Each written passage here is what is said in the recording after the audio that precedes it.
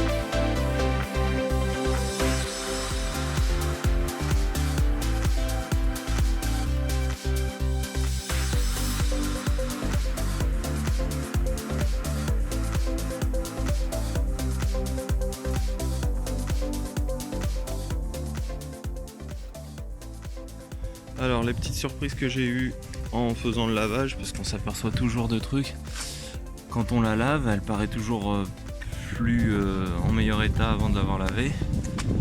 Et protection d'amortisseur, ça c'était signalé au contrôle technique, rien de terrible, sinon c'est plutôt sain. Il y a juste un petit coup sur le bas de caisse que j'avais pas vu, mais bon, c'est pas très grave, ça restera comme ça. L'arrière c'est propre, ça je l'avais vu. Non, sinon pas trop de mauvaises surprises, un petit pet sur le phare là, mais voilà, rien de très particulier. Il y a un truc que j'ai découvert en allant chercher des produits dans l'atelier.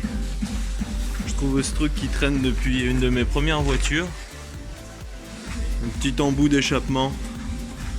Et puis j'essaye par curiosité. Et puis hop, tuning. Voilà, donc je fixerai ça à l'occasion. Ça fait quand même mieux comme ça que comme ça, la petite quéquette d'échappement. Voilà. Donc on remet les roues. Et puis on va mettre des LED à l'avant sur à la place des H4 croisement en phare, parce que c'est dégueulasse, enfin ça éclaire rien du tout quoi. Il faut que je regarde aussi les anti-brouillard, qu'est-ce qu'il y a comme ampoule. Mettre un petit truc sympa. On va quand même rouler un petit peu avec la voiture avant de la revendre, tant que la carrosserie soit propre. Donc voilà. On se retrouve donc après le tour de la voiture.